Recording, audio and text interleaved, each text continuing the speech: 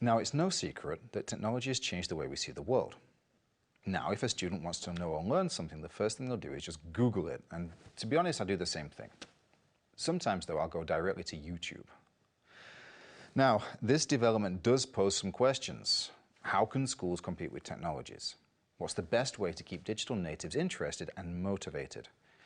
And should we remove from school program lessons things that students find extremely boring and useless? These are good questions. Educators and teachers from all over the world are trying to answer them. Let's find out how technology has changed the education system and the role of teachers and students in it. Hopefully, we'll see some new ways to stay focused while studying and working from home.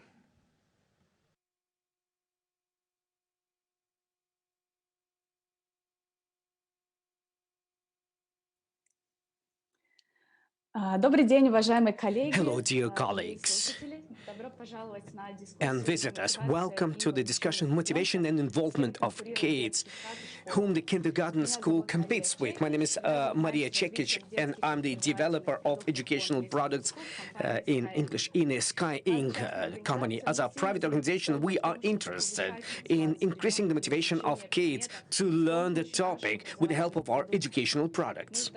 We try to involve students into the educational process by different ways, including bright visuals, good quality animations, gaming mechanics. Currently, on the market, we see a big number of educational products for kids, which are shown in different forms, like interactive platforms with gamification elements, developing podcasts and animations. Online schools offer individualized training through games with application of content, which reflects fashionable trends and interesting to modern kids. Well, it seems here's the secret of effective learning: motivation to learn and strong involvement in the content. But we have a lot of questions. Isn't the educational effect of these methodologies an illusion? How does it influence the school methods of education? Is there a possibility of symbiosis between the school and educating products and entertainment? The fight for motivation is a topic of our current discussion. And together with me, I'm going to have experts of preschool and primary school education from Russia and other countries. So I would like to introduce our participants. Francis Jim Toscano, EdTech coordinator of Xavier School in San Juan and the founder of Empowered Company. Kesha Skirnievsky, the founder of ZBrainy Company. Yelena Bodrova from Tools of the Mind Company. Natalia Pichugova, Educational Center, Lego Education After School Programs in Russia. Gabriel Abad Fernandez, head of UWC Dillon College, and Karen Giles, head teacher of Barham Primary School, London. Welcome to your colleagues. And let's begin our discussion. Natalia, my first question will be to you. During pandemics, monopoly of school for education has been disillusioned as a puzzle. And pieces of puzzle we see online lectures, podcasts, cartoons, video games, even social networks such as TikTok. Out of which pieces can we make a new puzzle, and who should do that? Parents, teachers, tutors. So what is your opinion on this? Hello, dear listeners, dear colleagues and participants. Parents have never been involved in educational processes as during pandemics.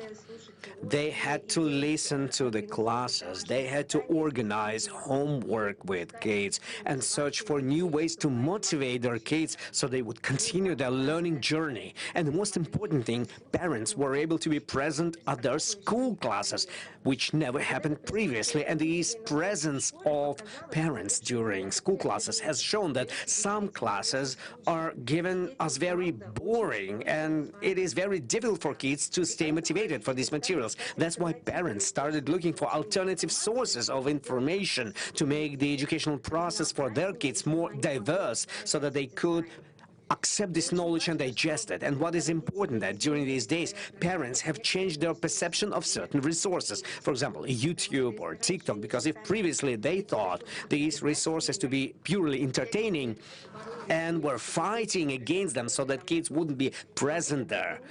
During pandemics, they have understood that on these resources you can find really useful and good quality educational content, which can help your kids to get more knowledge. However, educational process is a systematic and regular knowledge transfer, and during every age, kids need different knowledge. That's why regular parent cannot make educational curriculum for his own kid. And I think that there are two types of parents. Parents who actively got involved in the process of education of their kids, and those who really like this process, those who found their call in this. They will continue searching for the best sources and resources for their kids to help them in education. But there are parents who said to themselves, no, I don't want to get involved. I don't want to combine my job and the job of a teacher. I don't want to teach my kid. That's why, of course, to help those families, we need to call professionals and teachers and tutors. They should know and should be able to convey to the kids those alternative sources where they can get more interesting information, where can they develop some skills and extend their knowledge outside of the main curriculum.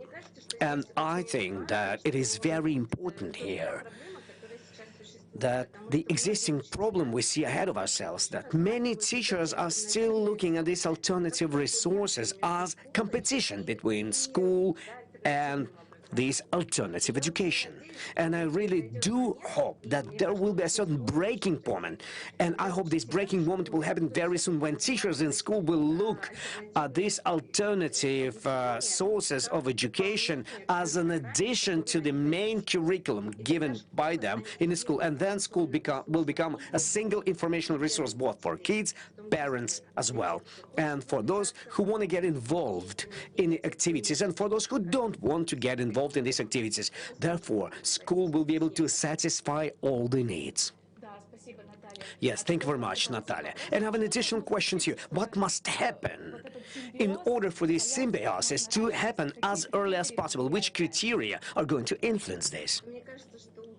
I think that teachers, they should dive into this and they should look at these resources themselves, and they should understand that they are interesting. They should understand that there's a lot of possibilities and they can use these possibilities for their benefits to increase their status. Also in the eyes of their pupils, to be more modern so that their students could trust to this particular teacher. Thank you very much, Natalia. It was very interesting. Yelena, my following question will be to you. Several years ago, there was a fashionable trend, edutainment, education with entertainment, but in recent years, it loses its popularity. What do you think, why? And what is the scale of this development? Does it mean that we are going to return to traditional methods of education or not? Of course not. Thank you very much for inviting me to participate in this meeting. Good morning, good day, good afternoon, good evening, dear colleagues. Edutainment is a very old term, and it became popular when we've seen educational TV channels, radio programs, then it was positioned and transferred to games on the computers, and right now we're speaking more about gamification. But generally speaking, it's the same idea, so that kids would learn in such a way so that it would be interesting to them and they would be entertained at the same time. So there are certain stumbling blocks here. I work with preschoolers and teachers of preschoolers. That's why gaming and gamification methodologies I perceive very in an interesting way. Many things which are being developed for preschoolers, those toys they play on their gadgets, they are no more than glamour tools, or in English version they call it glorified worksheets. So kids do very monotonous actions, but they are being followed with certain calls, fireworks, and some movements of cartoon heroes on the screen. But the question is, what it develops with our child, and does it develop anything? And researchers involved in this problem, they have figured out that preschoolers, they have totally different needs than, let's say, school kids. That's why these developing toys and games, they should have totally different requirements provided to them. For example, the most useful one for the preschoolers would be if this game would be programmed in such a way so that the kid would be able to use it with another person and play with his brother or sister, with parent or a teacher. It's much more important than a child playing with himself alone with a gadget. So teachers are alarming themselves when they see that kids are not getting departed from their smartphones and they don't know how to socialize with their friends. You know, they say that electronic devices are bringing up our kids, but we want our kids to be brought up by people and not by gadgets. In addition to this, there's another peculiarity. What kids are learning, and does this game plays an educational function that developers wanted to put into it. For example, there was a research in Netherlands where kids were learning on this educational game that were telling them about letters. And children, before they started learning, they were tested by how much they pay attention to what is happening on the screen and how the attention function is developed in them. So when this game was assisted with explanations, with feedback, then all the kids had a very good results of letter recognition.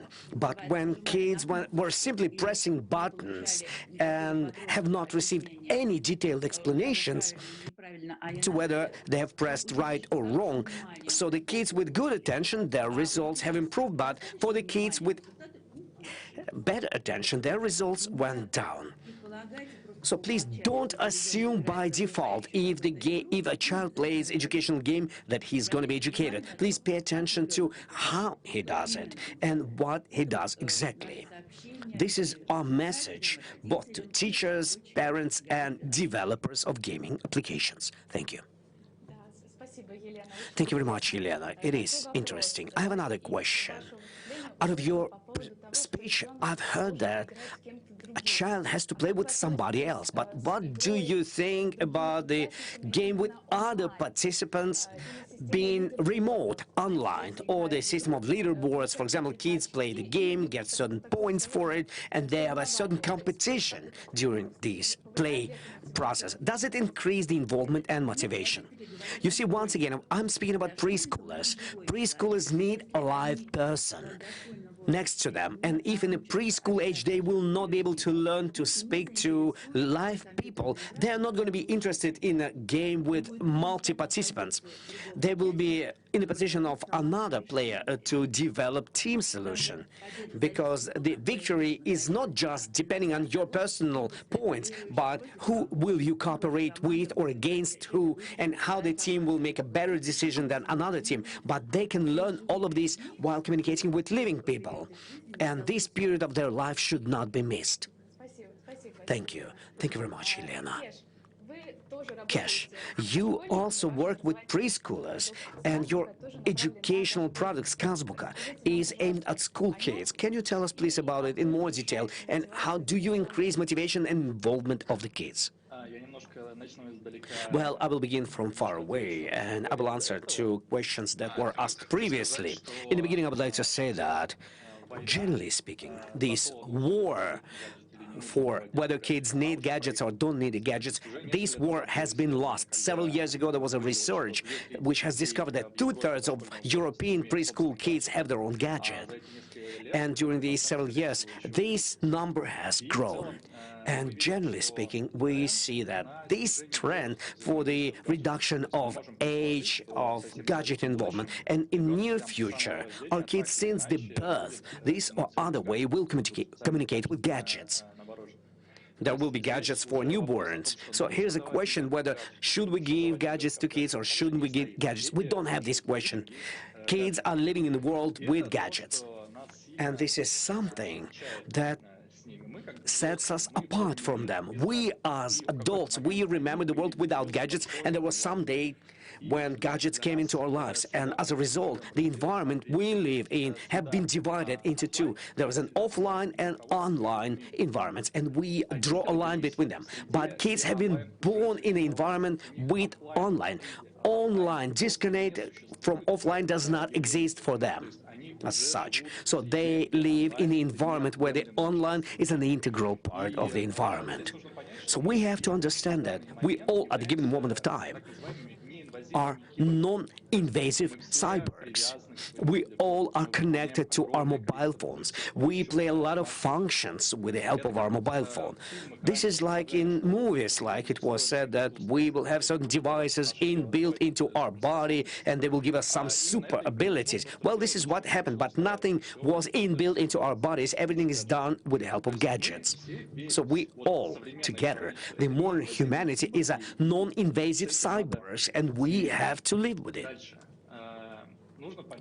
Also, you have to understand that we all are social animals. And the question that kids will not be able to socialize after they will go online, it's not a really correct question, because if you look at what kids are really doing being online, even the youngest ones, they search for ways to communicate. For them, communication is a super important need. Older kids, they have a very good, they find a very good way around it. But when we create games for preschool kids, we create conditions of communication, so we develop our applications as means of communications with other kids. So we are thinking, how with the help of these applications can we increase communications with adults and increase those points of connection between kids and adults. So on the basis of everything that I've just told you, we have to understand that this interrelation with the surrounding environment, there are some pros and contras.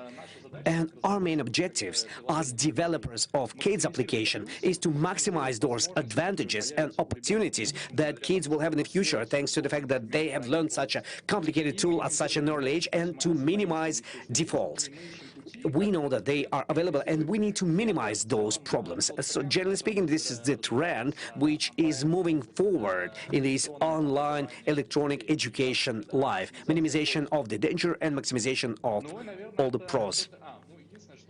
Another thing that I would like to add to this is that I believe that inside of kids, developing kids applications, there shouldn't be functions that are copying their schools or the kindergartens. So the applications should not teach you how to read or forms, sizes, colors. These applications, they should compensate to the deficiency of mastery on the side of the parents, because we cannot make our parents to be professional teachers. When a person learns to play piano, he spends a lot of time to learn, and parents, they try to educate their kids intuitively. So I think that these applications, they should compensate the deficiency of the parental mastery, so we don't have to teach them math or reading. We should teach our kids things that adults cannot do. We should give them skills which in the future will open their potential in the future. Empirical thinking, engineering thinking, creative thinking, philosophical, scientific thinking. These are things where all the kids' applications should look into from the point of view of development of their kids, but not repetition of school curricula or other knowledge that can be received in the kindergarten. That's all I wanted to say. Thank you. Thank you, Cash. Very interesting. Well, back to the communication topic. Mass transition into online has created a paradoxical situation. On one side, digital technologies and gamification increase the involvement. On the other side, the absence of live communication reduces this involvement.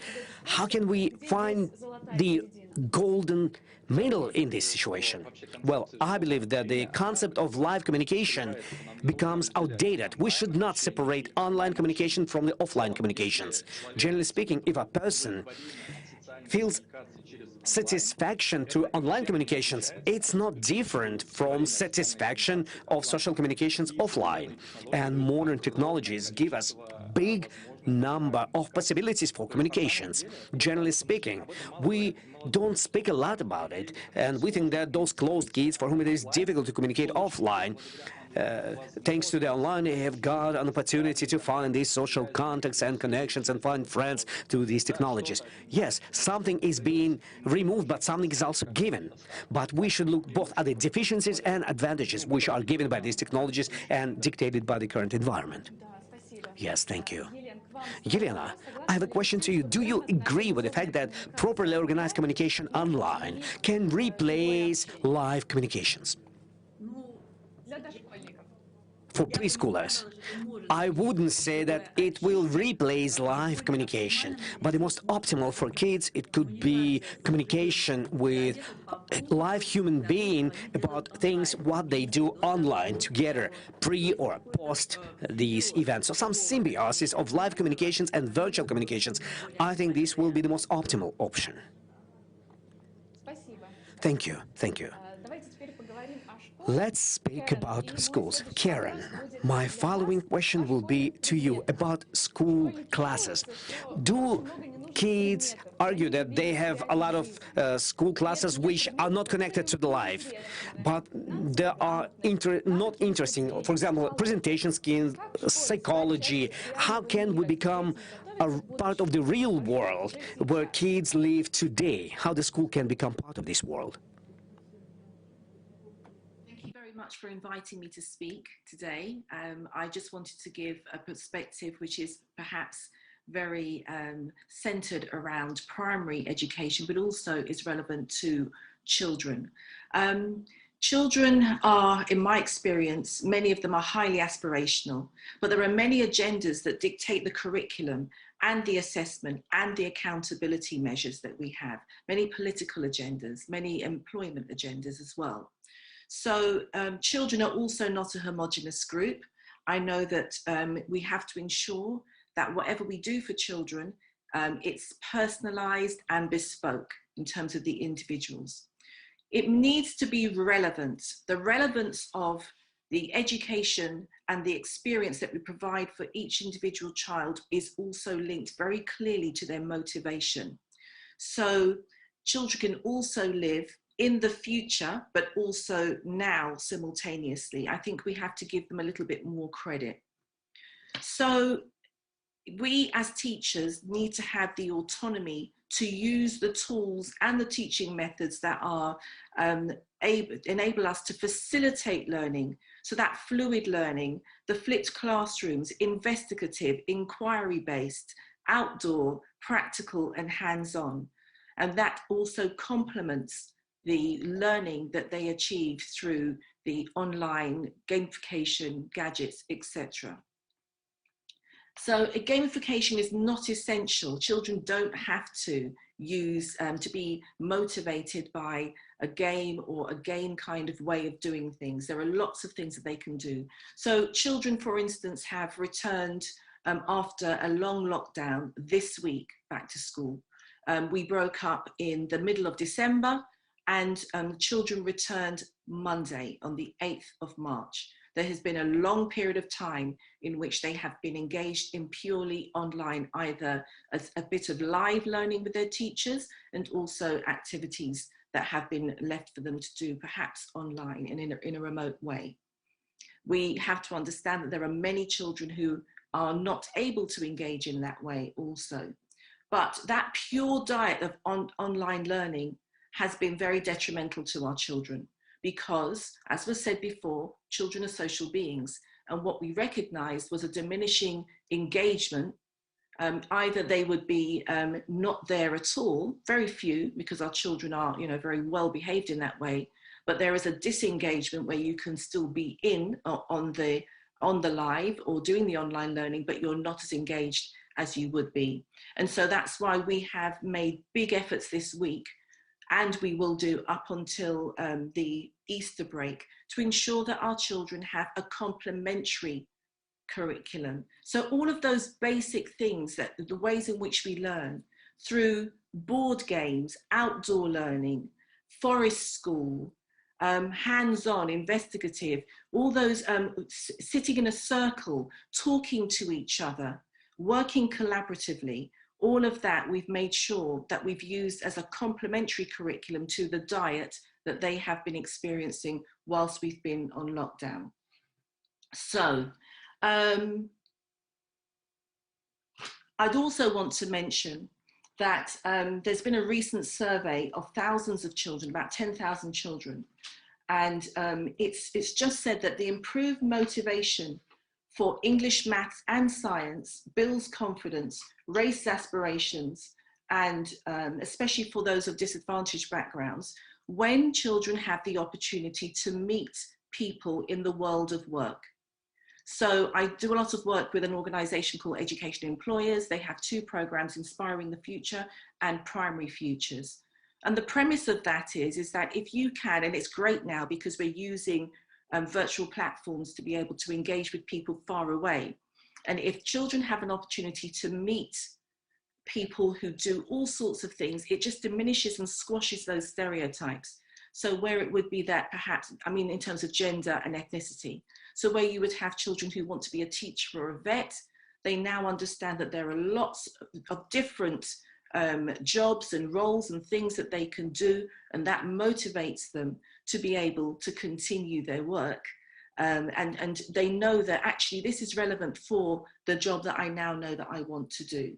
There's also an OECD report, The Future at 5, again, talking about gender stereotypes and how we can just make sure that children have, are introduced to people virtually or in person, where they are really clear about their roots to what they want to do eventually. So even if it isn't that their learning is about the future, they can also thinking about their learning just for the pure love of learning, just for the pure joy. And what I've seen this week is that the joy and delight in not only in the children and their learning and the new ways in which they've been doing this, but the teachers have been absolutely excited to be back, and the teachers have been absolutely excited to have that autonomy to provide a really broad range of experiences for children to learn. Спасибо, Karen. Thank you, Karen. I have the following question to you. If you would add some new topic into school curricula, which class would it be? So do you mean which age group or which subject? Предмет. Subject. Okay. That would be fantastic. I think I would introduce a lot of outdoor learning. So it would be, especially because we need to engage with children who are, many of our boys, but also many of our children who are disadvantaged. And so learning in the, having those outdoor opportunities that they perhaps wouldn't have in the home or with their families. Lots of the work around nature, lots of the work around just being in touch with the other people, that socialized type of learning. I really think that's important, but also definitely introducing, because I'll give you an example. In our school, we have 5 different types of learning behaviors that we encourage. So relationship, there's 5 R's we call them: relationships, resourcefulness, resilience, risk-taking, and being a reflective learner. So it's not so much the subject that I would like to introduce. I would like to ensure that the learning behaviors are all around that, because to be honest, that's not exclusive to children. That is really broad enough for people who are from 0 to 100. And so that's what I would like to introduce. And I'll just repeat those again: relationships, resourcefulness, resilience, risk-taking, and being a reflective learner. Спасибо, очень интересно. Thank you very much. Thank you very much. Natalia, I have a question to you. What do you think about the idea of involving parents and partners into schools where they could give master classes about their professions, what Karen was telling us about, for example? Было ли это интересно российским? Would it be interesting to Russian kids, Natalia? Sorry, I didn't hear the question. Can you repeat it? But, well, in our training centers, we have been organizing days where parents were able to come together with their kids and work in Lego education, make some robots, and try to do some things what our kids do when they come to our classes. And we've seen the involvement of a certain segment of parents. Especially, we've been happy about fathers who've been actively involved in these activities. I think this is wonderful, and we should have more and more events like this for parents with the kids, where the parent can sincerely be involved and show sincere interest to his kid with this type of activity this kid is involved into. And I think that this sincere involvement of parents and an interest from the side of a parent to the activities of the kids, this is the best motivation for the kid to continue learning new skills and getting new knowledge. Thank you. Thank you. Jim, my next question will be to you. Education is impossible if the kid doesn't have positive feelings during this process. How can we form these positive things? Which tools are available for kids and for parents? All right. Good evening, everyone from Manila, Philippines. So it's an honor to be here among the distinguished panel and to be in front of everyone. That's the whole idea of positive emotion. It's a very complex discussion. And, thinking about having some tools or strategies, we don't go first to the tools and strategies, but really to understand what we want with positive emotions. How do we build positive emotion? One of the things that I've always talked about is how positive and safe school environments are essential. And things are more challenging right now. For example, in the Philippines, we are still on lockdown, and this is 1 year of lockdown in the Philippines, and I've never seen our students like for a year now. And we're closing our new school year, or the school year right now. It's very challenging. So a year ago, I have co-written an independent report to UNESCO and Education International about how do we think about pedagogy in the unfolding pandemic, in the current pandemic right now. And one of the things that was emphasized there was the battle cry, which is Maslow before Bloom. Like during the transition, we all focus with academics. How do we get perfect? How do we get our academic programs from face to face to whatever modality? Like in the Philippines, we don't only have online distance learning. We have print-based distance learning because we don't have access to the internet here in the Philippines for all locations. So we were stuck with that question, and we forgot to think about what about the social emotional learning skills of our students? What about their basic needs, the basic need for safety and security? So my co-authors really fought for that, really emphasized that. And I'm happy that it's always part of the discussion right now, because a lot of us would speak about how do we make sure that our students are learning well, like cognitively, that we forget the idea that, hey, we need to also form whatever we call it. It's a character formation, it's a human development formation. We need to emphasize those things. And it's very challenging right now because when you build positive emotions, it helps. It's much better, like what Karen mentioned a while ago. We need to see them. We need to meet the students.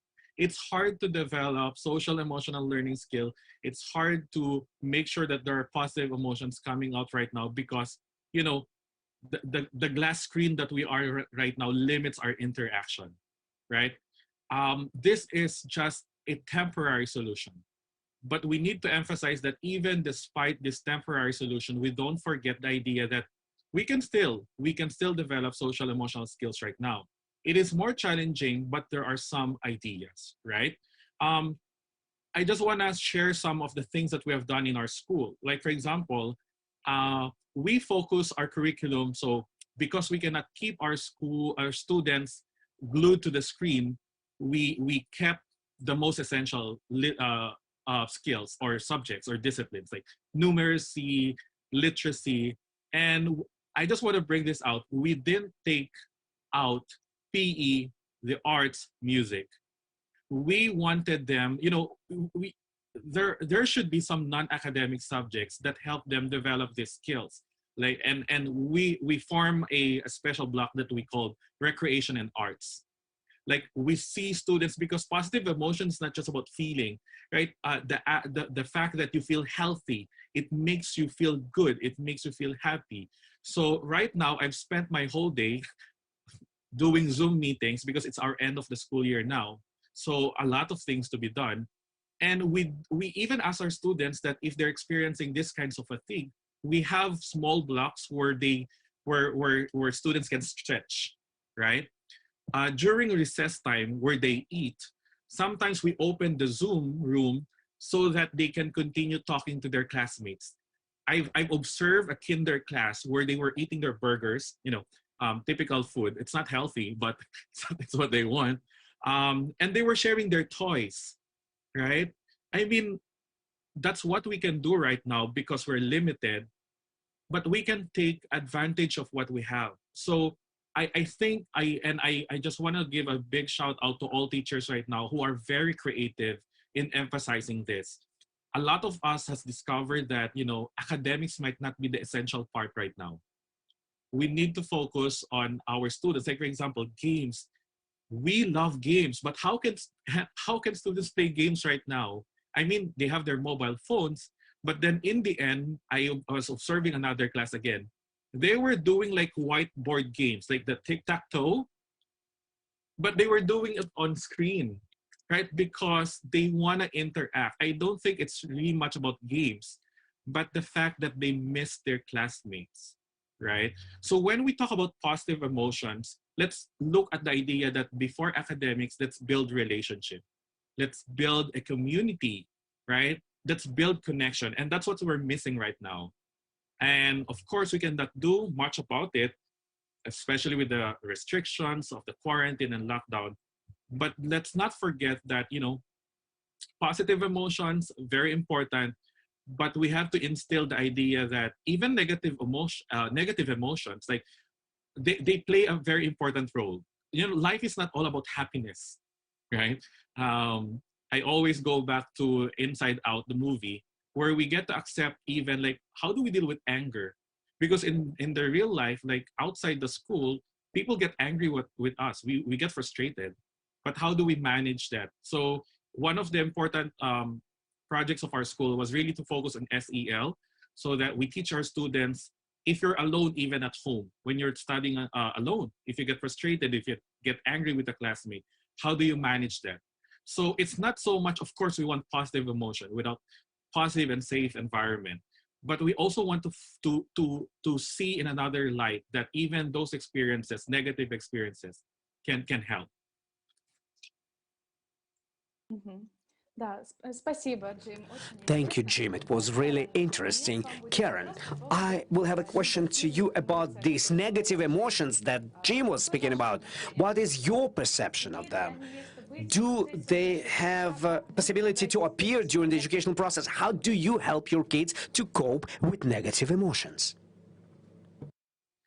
I think it's about giving our children a voice and also enabling them to have a forum in which they can do so both formally but also informally. Again, going back to relationships and individualizing it. We have a context within our school which is very much focused on health, well-being and mental health, and ensuring that both adults and children have an opportunity to articulate and go to somebody within the organization in a very informal way. I've just spent the last 2 days having those conversations with teachers. We call them return to work interviews, where I'm asking them specifically about their mental health.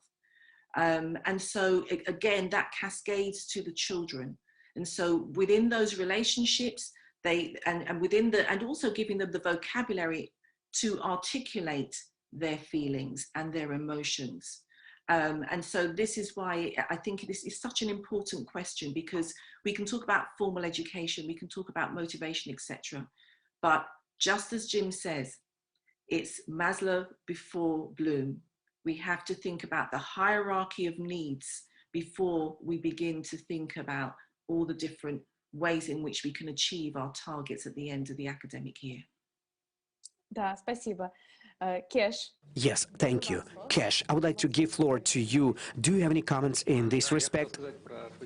Yes, I wanted to speak about positive and negative emotions. It's an interesting topic, and most of the people, they have a mistaken perception that in one of these conditions you can get fixed. You can get fixed in a good mood or you can get fixed in a bad mood. But honestly speaking, good emotions, where a person feels positive, it's a transition from less stressful into more stressful or vice versa. And emotion is like a wind which dooms from higher pressure to lower pressure zones. People have an illusion that we need to try to get out of the stressful condition and to get fixed into a positive emotion.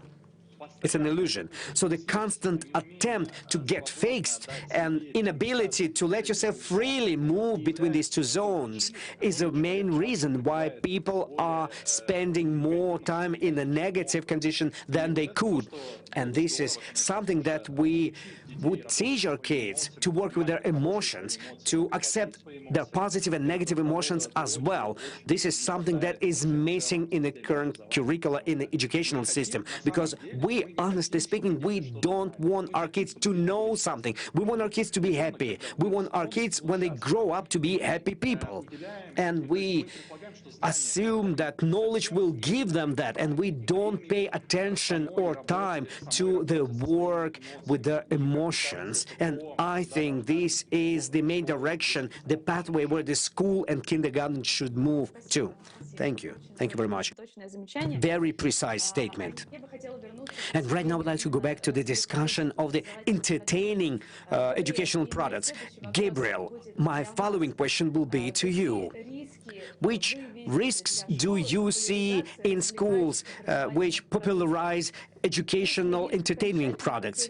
If kids are losing their interest to the school education, what do you think about this? Thank you. Good day to all, and thank you very much for the opportunity to participate in this forum. I would like to start by challenging the question. There's an assumption that a school has to be entertaining. A school has to be engaging, which is very different from being entertaining. And if we change that discourse, then the answer to the question will be different. Students have to be engaged throughout. And sometimes it will be pleasurable, sometimes it will be less pleasurable. But again, we need to separate the terms, because that will totally change our focus and how we approach this. To me, the most important thing is that the entertainment industry has researched and spent in psychology in ways that education hasn't. So things like the like button and how it releases dopamine, the studies on our capacity to focus, the 7-minute YouTube video, all of that is because actually we're using far more psychology in entertainment than in education today. And that's the real problem, that we are not making the most of what we discover about the brain, about how we learn in education today. So if I can rephrase the question, those schools that benefit from the significant and spectacular discoveries in psychology, particularly in educational psychology, will change how they do things. Those schools that don't and keep doing things the same way will have a problem. If you like photography, you may remember Kodak. Where is Kodak today? Kodak bet everything on film, and with digital, it went out of business. But if we look at video, for example, yes, the video club is gone, but we have a boom of creativity today like we've never had. Netflix, Prime Video, you name it. There's far more content being produced today of quality, of doing things that could never be done before. And this is where I think that education has a risk. If you stay doing the same thing, you're going to get the same outcome, and therefore you're in trouble. From an evolutionary point of view, it's a recipe for extinction. But if you see this as an opportunity to change and do things differently, I think we have huge opportunities. Like Jim was saying earlier, the students doing TikTok on the phone, they're just doing exactly the same thing. And the problem is that that's not a real use of technology. That's like using a computer as a typewriter. Yeah, it's a fancy typewriter, but it's just a typewriter. You're actually not even scratching the capabilities of what you can do. I particularly like the work of Dr. Puentedura from the US, who came up with a SAMIE model of how to use technology. And it goes from substitution to redefinition. The schools that redefine what education means will be the schools that will do well. Otherwise, the schools that just change one tool for the other, I have an interactive whiteboard instead of a whiteboard. Really? That's nothing. And that's what we need to change, because I think we have a significant expansion of the horizon of opportunities in education. Just think what we can do with a phone now. This has now far more computing power than my first computer 20 years ago. Virtual reality, augmented reality, the things that we could do. I could study now dinosaurs, ancient Rome, by immersing myself in a 360 full immersive environment. I could learn in ways that are completely different. And that's not about being passive entertainment. That's now sitting in front of a TV, binging, watching 3 chapters of a TV series in one row. You're just passive. I'm talking about active engagement and therefore learning. So I am excited. I have to confess, I am a technophile. I believe in the power of technology, so it's not surprising that I think there's exciting opportunities. But the challenge is for us in changing and not relying, and education can be a very conservative industry where we think that just doing the same will work. I think we need to look left, right, center. The movie industry, music industry, all of those have been changed. The travel industry, they're all changing. So we need to do something about that.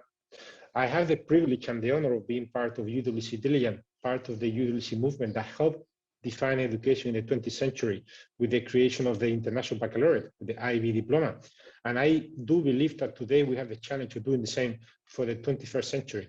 Because if we keep doing the same, not taking into account how technology has changed our lives, digital is here to stay. Therefore, we need to do something about it. So I am excited. Thank you. Спасибо. Да, спасибо, Габриэль. Thank you, Gabriel. You have noted that entertainment and involvement, these are two different things. So I have a question to you. Which tools does teacher have so that kids would feel involvement into his subject matter? Being a teacher today is having the problem of having too many resources. Not in the past of being too limited to a textbook or what I could find in my department or my library, my school. There is so much. So a teacher now has to be a curator of content, constantly updating his or her toolkit. Because you may have a resource that was beautiful for a lesson 5 years ago, but someone may have created something that's actually even better. I believe, for example, in Creative Commons. Instead of copyright, copyleft, creating things with an educational license, allowing other people to use it. If you look at the Khan Academy, for example, the YouTube educational channels, try to explain singularity or a black hole. Yeah, you could do it with a whiteboard. Actually, you could do a 3-minute clip of a movie like Interstellar, and suddenly you understand black holes much quicker and much better. And then you can spend the time in the class engaging in discussion, in application, instead of just trying to transmit the content. So I do think that teachers today will have to spend a lot of time looking for what's out there and constantly changing. If I go back to my experience as a university student, I remember some of my lecturers coming with papers that look like papyrus that should be on the British Museum in a frame, in a controlled environment, who've been teaching the same lesson year on year. That's simply not acceptable today. The world has moved on, and therefore our practices need to change. Thank you very much. Dear colleagues, right now we'll have a question to all of you. How online teaching, how this experience that students have acquired during this year or during recent years in current realities, how this experience will influence the formation of new offline school. There will be a need of reviewing the curricula or the methodologies applied for teaching and learning. Yelena, what do you think, both for preschoolers and school kids? Well, I can say on what happened with our preschoolers. We found ourselves in a very complicated situation 1 year ago where all the kindergartens simultaneously were locked down, and we had to invent what should we do in order to support development, cognitive and emotional development of our kids. And what we were able to do, we have concentrated on communications between our trainers, coaches, and teachers, so that teachers would help parents and kids at the same time. What really happens right now with our kids who still are learning remotely? A teacher gets small videos from parents. This is speaking about smartphone use, where parents film their kids when they do their homework or playing, and teacher gives every parent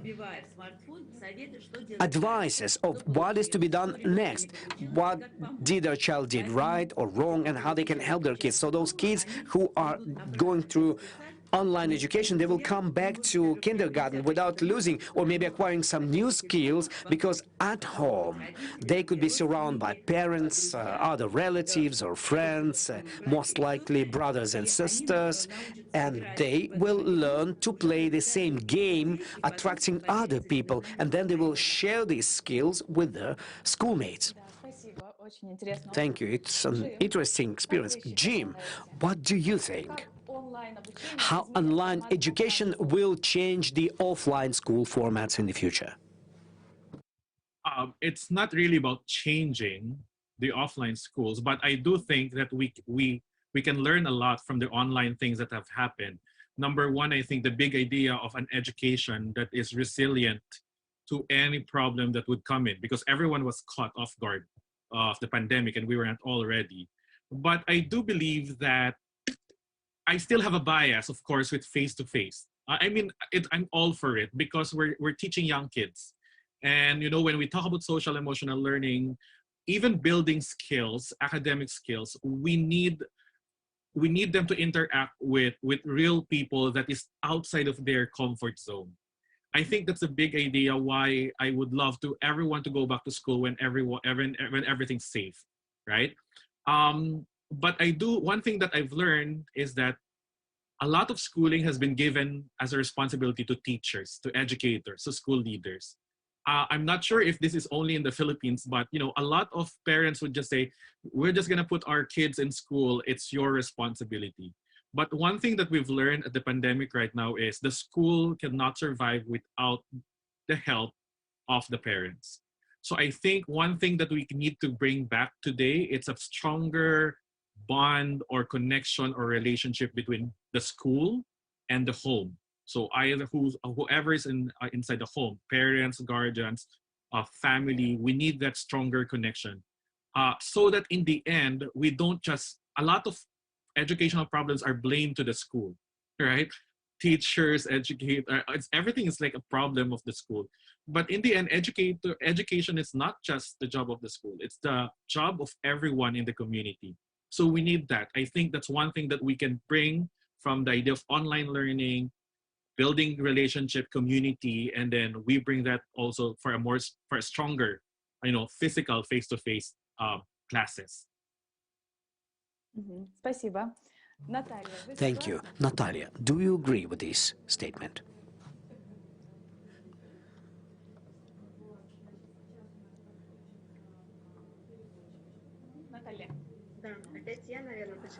Natalia, I didn't hear the question.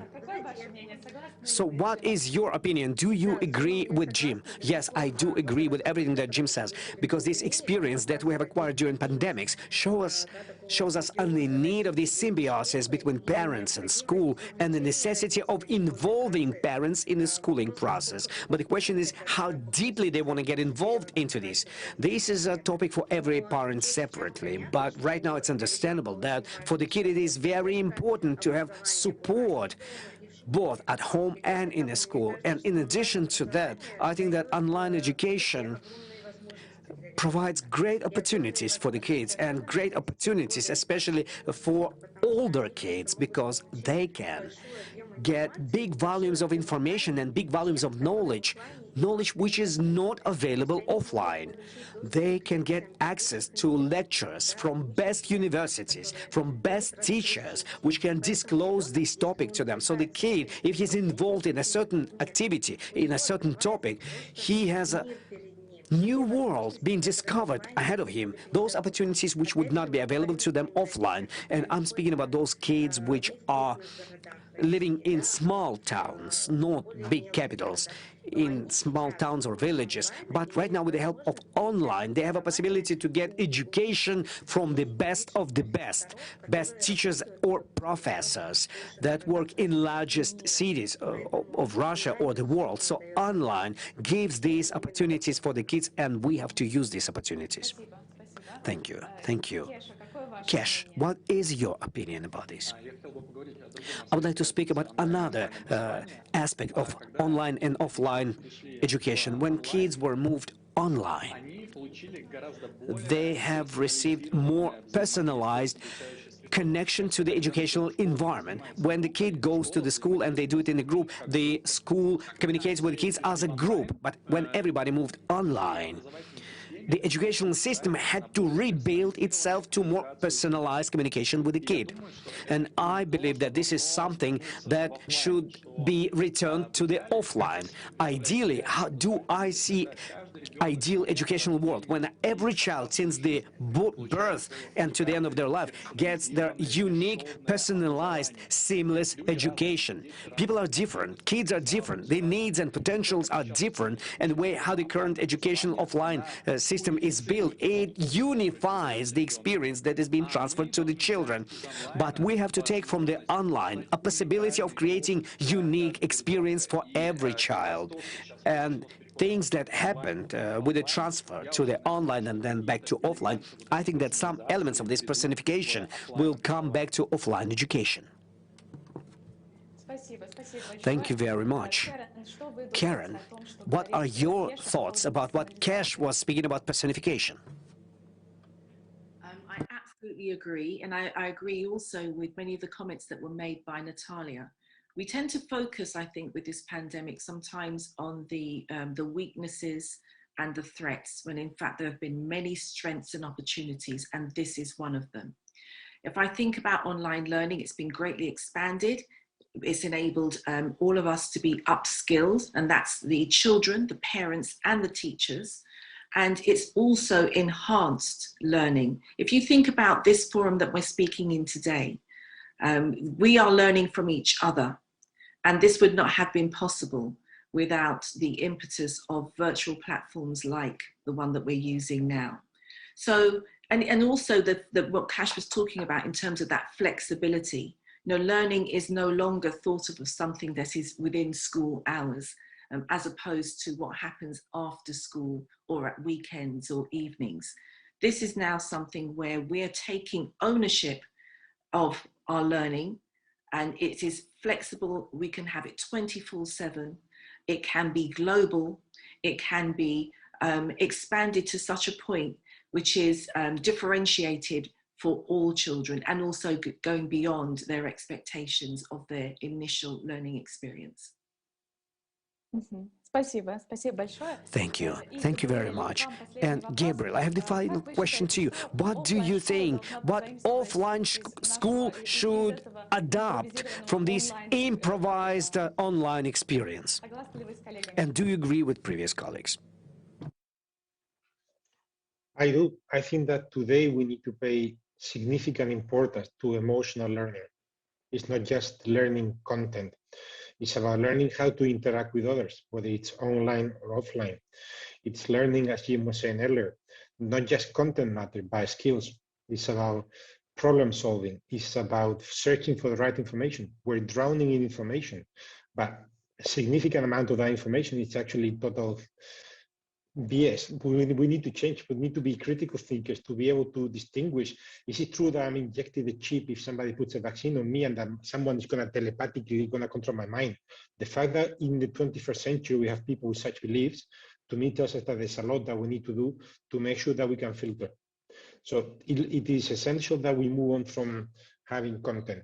My father can still recite the name of the list of the names of the Spanish kings 50 years after leaving school.